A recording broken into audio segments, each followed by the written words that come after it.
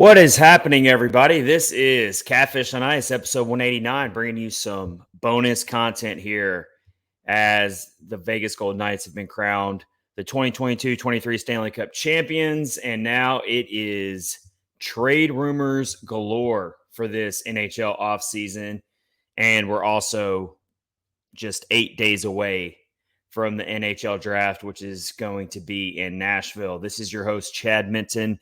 We're brought to you by DraftKings, promo code THPN for some awesome offers right now. And we're part of the Hockey Podcast Network. Here is the what we're bringing to you today.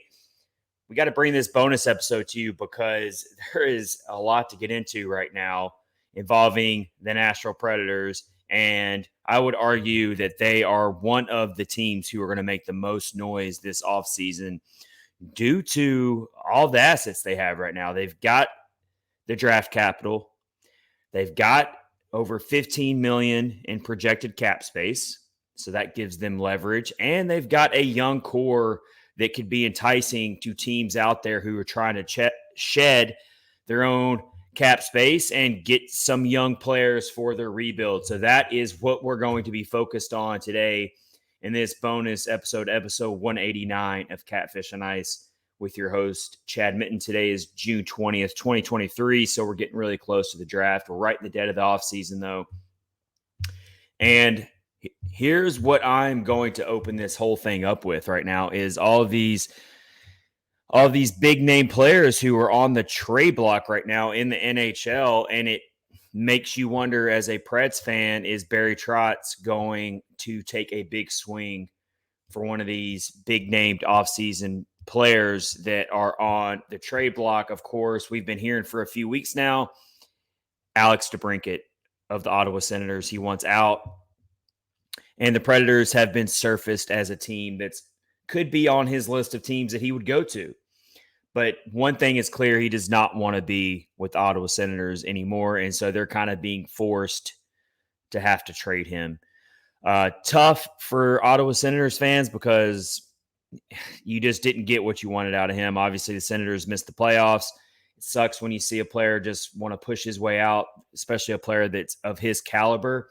So now you've got these teams swirling around that are ready to swoop in and offer some assets. And that's why the Nashville Predators are on this list here for DeBrincat, is because they do have those assets. And so you got to part ways. To get a player like that, you got to part ways with someone that you really, really care about, a young part of your core.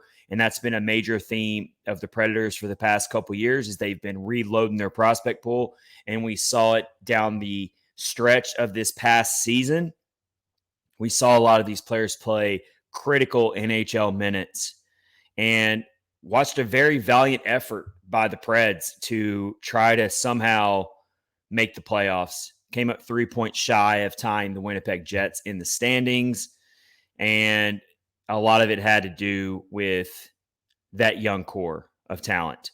And you're going to have to be willing to trade some of that away if you're going to make a big splash in this offseason trade market. So I threw a Twitter poll out there that's gotten a ton of votes. I'm about to share it on the screen. But my question to all of our listeners and followers was, I picked 4 really key young players / prospects that are kind of in the system right now for the Predators that they could offer in one of these trades that I think would be enticing for not just Ottawa, but some of these other teams who are also looking to trade away some players. And we're going to get into some of those other players that are out there as well. It's not just Alex DeBrincat, who some Preds fans have already voiced to me they don't even want DeBrincat. They'd rather just avoid that. But that is, first of all, Trotz has already made it pretty clear that he's going to be aggressive this offseason. He's about to officially become the second general manager in franchise history when the calendar flips over to July, but he's already basically acting GM right now. It's just all going to be more a formal thing when he switches to that title when the calendar gets to July. But as I've been saying, the trade market is very interesting right now in the NHL, more interesting than the free agency market's going to be, which doesn't really get you moving too much. The free agency market, I don't even think the Predators are going to get involved too much in the free agency market, but they are going to dip their toe into the pool when it comes to trades. So that's why we're having this bonus episode here. So let's get back to Alex DeBrincat here, but let me first share my 4 players that I put in my poll, and then I'll share the results so far of what that poll has brought on. But I named these 4 players: Philip Tomasino, Igor Afanasyev, Fedor Svechkov, and Luke Evangelista. Those are my 4 young players / prospects that I think the Predators would have to offer in a trade to get a big-time player like DeBrincat or maybe some of these other players that I'm going to list a little bit later in this episode. So those are my 4: Tomasino, Afanasyev, Svechkov, Evangelista. Obviously, all 4 of those players are in very different paths in their NHL careers so far. Some of them haven't even made it to the NHL yet. So, well, one of those, and that's Svechkov. So before I really break down each player and how they could fit in a trade, let me go ahead and throw it on the screen here. What the poll's doing right now, because it is really, really taken off. Appreciate all of y'all voting for it. So here's what we got. Over 1,000 votes so far. And it is a pretty tight race right now. Pretty impressive. So the poll question was, Ottawa is going to want, so this is centered on DeBrincat, this poll question. Ottawa is going to want a high-end prospect / young player for DeBrincat. I'm picking four players that fit in that equation from the Nashville Predators. Out of these 4, who would you most be willing to part ways with for DeBrincat? And those are the 4 players I just mentioned: Evangelista, Svechkov, Tomasino, and Afanasyev. Here's how close this poll is. Right now, leading the way is Philip Tomasino with 36%, which I got to say, I kind of agree with that. And that's who I would vote for as well, because he's the one that I think there's teams out there, maybe even Ottawa, who think, okay, he's got a high ceiling still. We'd be willing to take him on top of other things. You would have to offer some draft picks, definitely a first-round pick. That's another thing. The Predators have 2 first-round picks in this draft. Are they going to be willing to part ways with that 15th pick or that 24th pick? I've been saying that I think the 24th pick should definitely be involved in some trade packages if Trotz is serious about trying to make a big splash in the trade market. But let's just go off these players. Tomasino leads the poll with 36%. You've got a tie between Svechkov and Afanasyev at 24%. And Luke Evangelista is at 16%, which I am really, really surprised to see Evangelista have that much percentage of the vote, 16%. When we first put the poll out yesterday, Evangelista was down there at like 2%, but he's been gaining some traction and getting some votes here. So that is a really, really close poll there. And I left this poll out for the duration of the week. So you can go vote on this poll if you haven't already. Go follow me at @Chat_Minton, or you can go to Catfish on Ice at Catfish Ice Twitter page as well, or at Predlines Nash, the website I write for, covering the Preds as well. So yeah, really good poll. I really appreciate everyone voting on this. I can't wait to see what the final results are, but over 1,000 votes, that's awesome. So let me break this down a little bit here, a little bit more on how Tomasino, first of all, leads this poll. So we'll cover him first. Tomasino could definitely get some interest in the trade market. I think that's why he's probably leading that poll. And we thought that maybe Tomasino would eventually turn into a center, but it's looking more and more like he's going to be a winger in his NHL future. And for whatever reason, the stock seems to be down on Tomasino around here, at least from the Predators fans I've interacted with. Some of them just don't feel high on him anymore. They're a little worried about him, which seems a little weird because he actually increased his point per game average from his rookie campaign to last season. And I think he kind of got the raw end of the deal by not starting the season in the Preds lineup. Instead, they, Hines and his staff and Poyle probably as well felt that he needed to go back to the Milwaukee Admirals and get more development. Okay, that's all fine, well and good. But when you have a highly touted prospect like that and you're a team that is looking to retool and usher in what everyone's been saying is the youth movement, it seems like a weird thing to do to Tomasino. But be that as it may, he took it in stride, and he came in to the season this past season late and still managed to do over a half point per game output. 18 points in 31 games, as I just said. That improved from his rookie campaign where he played in 76 games and put up 32 points. So it's not like he had a sophomore slump here. So I don't understand why some people are so down on Tomasino. I get it. He's not going to be the prototypical center. He's definitely going to be a winger, most likely, in his duration of his NHL career, which is still in its infancy. But look, he put up 4 power play goals this past year. Like I said, very limited time, 54 shots on goal in those 31 games. He stayed aggressive out there. He had a plus-minus of +5. I mean, we're talking about crucial games where the Predators were still in the playoff hunt, wildly enough. And look at how much he increased his on-ice time by over 4 minutes in his second season and still managed to be efficient. 15:36 of average ice time this past season. Also got mixed in on defense, made 16 blocks, 1 in the faceoff circle, 10 faceoff. He only took 18 faceoffs, but won 10 of those. 16 block shots, 28 hits, 10 takeaways. So I think he's still a very viable trade piece right now. If the Predators want to go for an Alex DeBrincat and make Tomasino part of a trade package for DeBrincat, it would be tough to see Tomasino go, but DeBrincat is a player that can definitely change the trajectory of this franchise, because they've never really had that top 6 elite scoring player. We want Phil Forsberg to be that player, but you need more than that. And we're not sure if Forsberg's ready to take that next step into that next elite tier that we know DeBrincat can be in.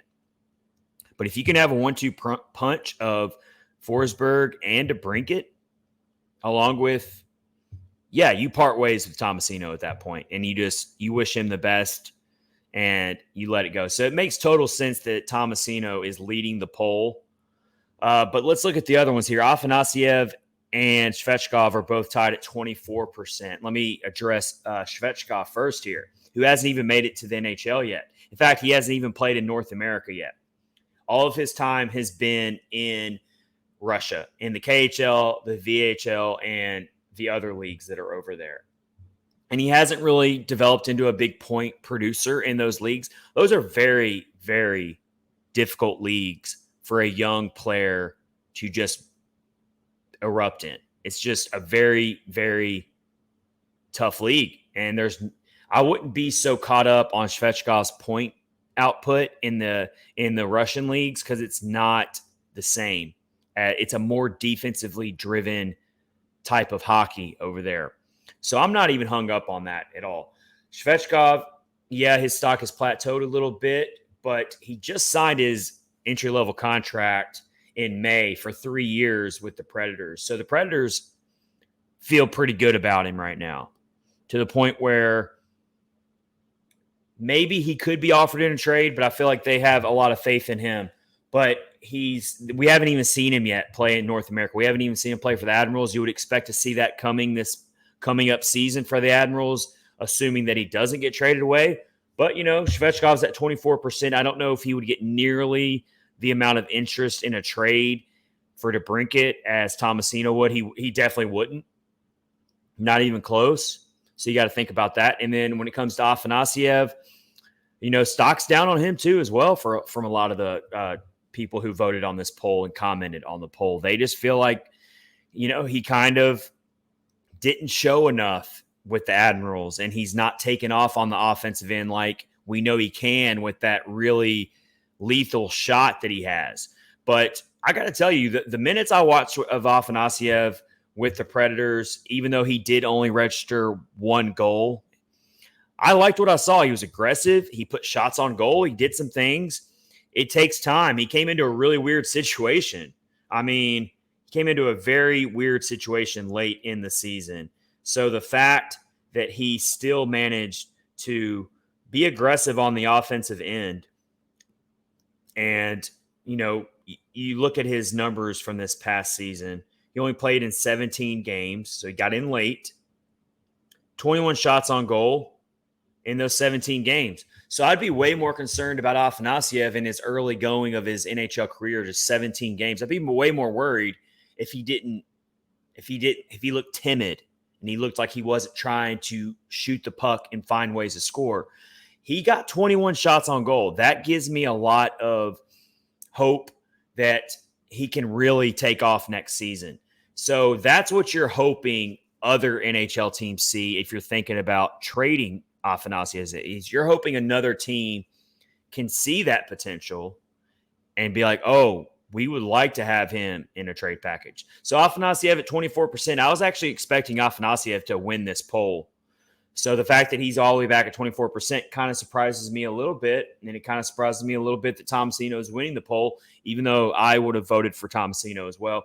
And then Evangelista, again, I'm going to put the poll back up here just so everyone can get caught up on it as more people continue to vote on it. Evangelista, for me, feels kind of untouchable, but he's also out of this for, obviously, your best trade piece. So it really comes down to how badly do you want Alex DeBrincat? Would you be willing to part ways with Luke Evangelista, who looked so incredibly comfortable in just his literally his NHL debut? He looked like he had been playing the game for 2 or 3 years in the NHL. That's how comfortable he looked. And so you're expecting Evangelista to have the ceiling of being a really, really high-end top 6 goal scorer and offensive producer for the Predators for years to come, something that's always eluded this franchise. They've always had a hard time developing high-end, elite-level forwards, offensive forwards in their system. Even Philip Forsberg was not drafted here. He was one of the biggest trade steals ever with the Capitals. You know, it's really hard to find elite, drafted, developed forwards in the Nashville Predators history. So if you trade away Luke Evangelista, you're basically possibly trading away one of those players that could end up being that for you for an Alex DeBrincat. So who's going to be tied up for a lot of money in the future. So I think Luke Evangelista is probably what you got to put in to a trade package, realistically, if you get DeBrincat. If it really does end up happening, even though Evangelista is the one player on this poll that a lot of the Preds fans don't want to lose, but it's 16%. He's climbing up there, I'm telling you. I think Preds fans are starting to realize, look, if you want DeBrincat, Evangelista's probably got to be in your trade scenario here, unfortunately. Just how the game works. If you want to acquire these big players, you got to let go of someone that you really value. I know the Ottawa Senators would be very, very pleased to get Evangelista in a trade, along with a first-round pick, maybe even like a third-round pick or a mid-round pick and Evangelista. That might get it done for the Ottawa Senators. It very well could. But how bad do you want Evangelista, or how bad do you want DeBrincat? That's what it really comes down to. That's just something we're going to have to keep an eye on as DeBrincat floats around out there. This is a trade that could happen on draft day or right before the draft. This is something that could happen very quickly and very rapidly within the next week as the draft approaches. So that's our poll right there. Again, Tomasino leads the poll with 36%. Afanasyev and Svechkov are tied at 24%, even though slightly Svechkov has a few more votes. Then Evangelista is down there at 16% currently with almost 1,100 votes on this poll. And it's going to be around for a minute, so go vote on it. All right.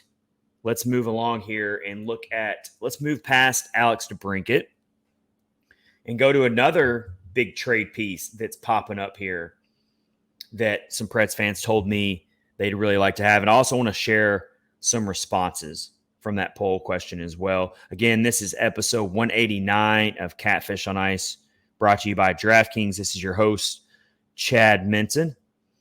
As we're bringing you this bonus content here, I want to share some of these really amazing responses on this poll question from some of y'all. Nikki, who always joins our live episode, says anyone but Vange, which is Evangelista. Liz, another one that always joins our live episodes, says she voted for Fedor Svechkov. I'd be willing to lose Igor, but not thrilled about it. I think he fits the team well. Vange, no freaking way. They need him, and I'm just personally a fan of Tomasino. So we got to vote for Svechkov there. Ragin Hockney, gotta be on Twitter responds and says, gotta be Igor or Fedor with the Preds getting Reed Schaefer, the big power forward prospect out of the Ekholm deal. I'd probably lean Igor Afanasyev. Unfortunately, hate it because I think he has a bright future and great personality. I don't think we land Cat though. And then UC Sorrows, also our good buddy who's always on the live streams, also votes for Igor Afanasyev, otherwise with the amazing nickname Egoat. As much as it would suck, he's such a personality, and I know Askey would be sad. Svechkov would probably be my second choice. So we're getting a lot of votes for Egoat or Igor Afanasyev, I should say. Justin Gambino, another one of our listeners, says this is a tough choice and decision, but I went with Egoat. I kind of just randomly selected. So a lot of people on the comments are going with Afanasyev, which scares me a little bit because I feel like Afanasyev has a high ceiling, and I'm not ready to give up on him at all. I'm not ready to give up on any of these four choices, which is why it's a tough poll question. And it's why the poll is so split among the four votes. All right, we got Ice Pick Sports jumping in here, says, not saying I even want DeBrincat, but what's crazy is that the right answer is Tomasino. And if anyone watched the ads in the playoffs like I did, you would understand why. For the record, I'm a Tomasino fan, but even Igor massively outplayed him in the AHL playoffs. Yeah, very interesting stuff. I'll share some of those more comments as we get on. Let's move on to another really big trade piece, and that is Clayton Keller. This one is it's not as clear-cut as DeBrincat, where DeBrincat has been very clear he wants out of Ottawa. We don't know that for sure about Clayton Keller. Clayton Keller, it's been reported by Elliot Friedman on his 32 Thoughts podcast that Clayton Keller just wants to know what the hell is going on with the long-term future for the Arizona Coyotes, who have been rebuilding for a while now. And they did actually, for going through rebuilding, I thought they were pretty competitive last season. They weren't a team you could just brush off to the side and not take them seriously. They've got some young talent. They've got some offensive talent. And obviously Clayton Keller leads the way on that. So it's pretty interesting that Keller is now emerging on the offseason trade block here, because I'd argue that he's more valuable possibly than Alex DeBrincat is if this ends up happening. I think more interest might be in Clayton Keller. Here's the thing about Keller, though. You trade for him, you are signing up long term. But you look at his contract right now for Clayton Keller, he's signed through 2027-28 at an AAV of $7.15 million per year. That's actually a pretty big bargain for the type of player that Clayton Keller is and the type of goal scorer and offensive machine that he is, and could end up being even better as he goes through the prime of his career, which is kind of what's causing these trade speculations to begin with. Clayton Keller is in his prime. He wants to win now. He doesn't want to waste his prime being on an Arizona Coyotes team that, for one, doesn't even know if they're going to stay in Arizona long term. They don't even have an arena plan set, and you don't know how much longer they're going to be stuck in irrelevancy. And so it's a very, very fair assessment from Keller and his camp of why they might want to test the trade waters here. Keller also in his contract has one more year before he moves into a no trade clause on his contract. So that's just something to keep in mind as well. But, I could see the Coyotes finding a way to make Keller happy and Keller sticks around for another season, but then that no trade clause kicks in. I'm not totally convinced that Keller is going to be traded by the Coyotes, but it is interesting.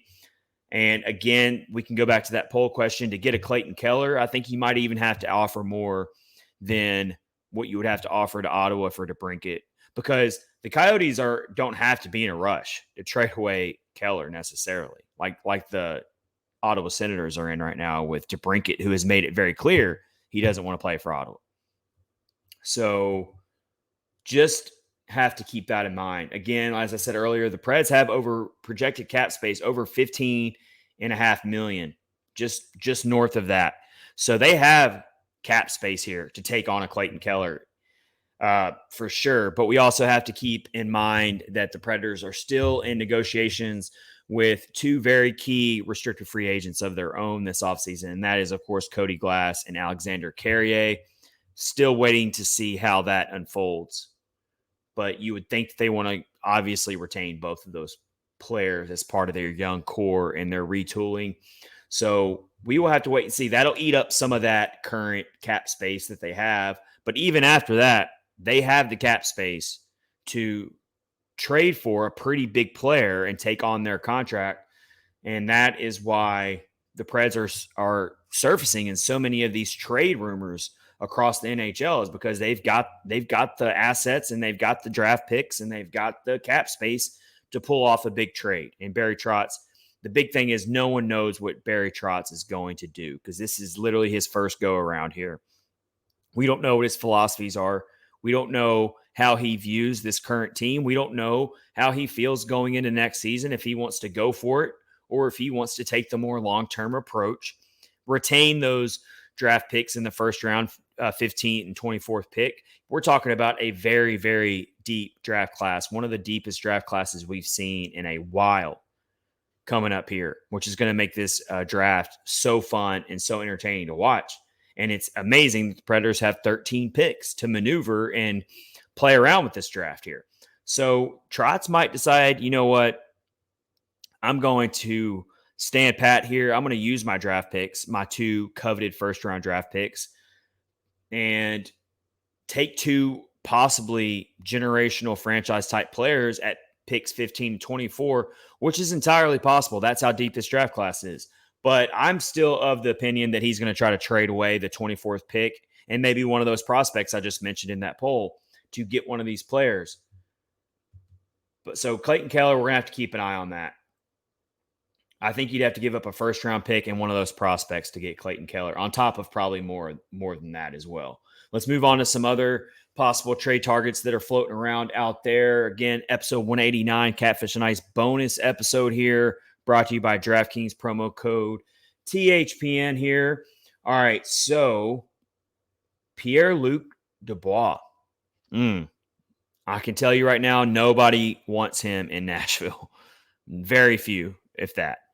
Because we don't know if he even wants. First of all, why would you trade for a player that you don't even know if he wants to play here? He's had a hard time sticking on any lineup he's ever been on. And I hate to say this, but the terminology has been used that he can be a cancer to a team.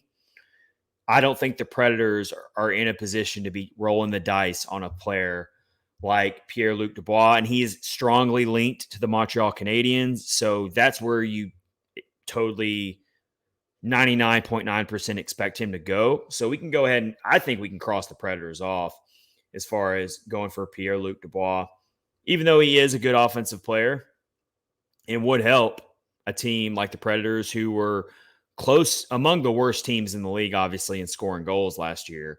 So they need to add, not only in the draft, but also through possibly a trade, they need to add some offensive pop for sure.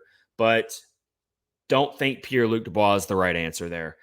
Even though per NHLrumors.com, Nashville is one of three teams that could be linked to Pierre-Luc Dubois, along with the Montreal Canadiens, who are the clear front runners for him. And the New York Rangers were thrown in there as well. Luc Dubois is also going to be an RFA this offseason. We do even know if he'd want to be long-term with Nashville. That's why I just say that Trotz needs to steer clear of this possibility. There is a much, much smaller scale trade possibility for the Preds that I think would really benefit this team, and it wouldn't be nearly as high risk, and it wouldn't be nearly as expensive to make this trade happen.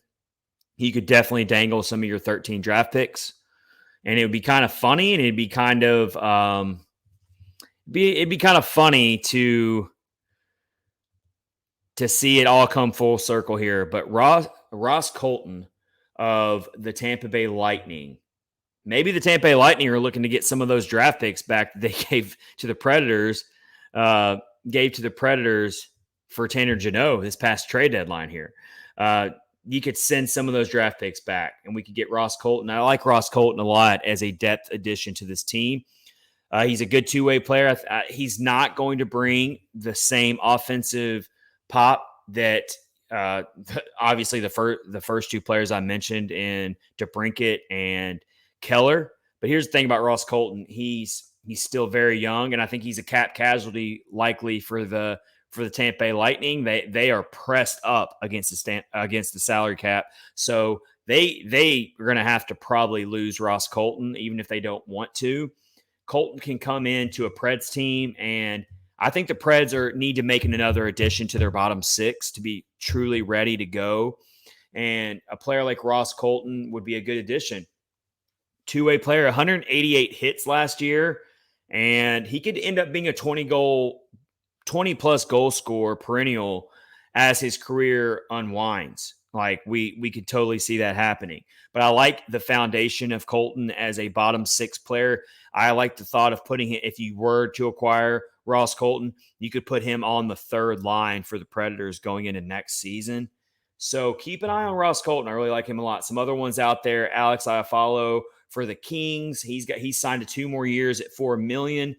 Not so sure about that one. I know the Kings feel like they could stand to let Iafallo go because they're loaded in their young core with a lot of better offensive players than Iafallo has proven to be. So I'm not so sure about that one for Nashville, but keep an eye on it. I wouldn't be surprised again if Barry Trotz is thinking about that one as well. Those are some of the trade pieces out there. So about to wrap up this bonus edition of Catfish and Ice episode 189. Before I get to that, wanted to share real quick that I did join Kyle Pereira, who was on our last episode, who is a scout writer for the NHL draft for Last Word on Hockey. And we did a mock draft in the first round of the draft, and my pick came along at number 15, and I took Gabe Perreault at number 15. So let me know how you feel about that pick. Really like Gabe Perreault as a safe number 15 pick. I love his all-around game. I love his offensive IQ. He is the type of player that if the Predators decide to stay at 15, I feel it's pretty likely that he'll be on the board then. And he's the type of player you don't have to rush into the lineup super, super quick. But I like his floor. I like the idea that his all-around game, he's already got a lot of great parts of his game that don't even have to be taught once he gets to the NHL. And obviously he can show a lot of improvement with his speed and with some of his offensive skill, but his IQ and how he gets his teammates involved and his ability to be a power play specialist is something I really like about Gabe Perreault. His point totals for the U.S. development team was just out of this world, almost 100 points in one season. So, yeah, I took Gabe Perreault, felt pretty good about it. I was never really fell on board with Zach Benson falling to number 15. Now some mock drafts here are coming out and saying Zach Benson will be top 5. So, yeah, I would love to get Zach Benson, but you're going to have to trade up to get him. So that's another thing to keep an eye on, obviously, with all these trades is keep an eye on the draft and what the Preds do there. Obviously, will they trade up to get a bigger name player in the top 10? It's going to be tough because a lot of those teams are not going to be willing to move. But like I said, those prospects we just mentioned, and then, of course, the 24th pick, you offer the 15th pick as well. You trade 2 draft picks to move up in the first round. It could definitely happen. So who knows what Barry Trotz is going to do in the next week or so on the trade market and also in the draft on the trade market. It's going to be crazy. Can't wait for it. Going to be making the road trip down here from the Tampa Bay, St. Petersburg area where I live now to go to the draft this next week. So can't wait for that. Hope to see some of you there. Just tweet me at Chad_Minton if you're going to be at the draft or if you're going to be around. Would love to meet some of you. Again, thanks for watching on YouTube. Please hit subscribe and comment on the show. Let me know how you feel about all of these trade possibilities around the league and where the Nashville Predators fit in that. Thanks for watching, everybody. Thanks for listening on Spotify, Apple, and all of the other podcast platforms. We will see you later on for a new episode.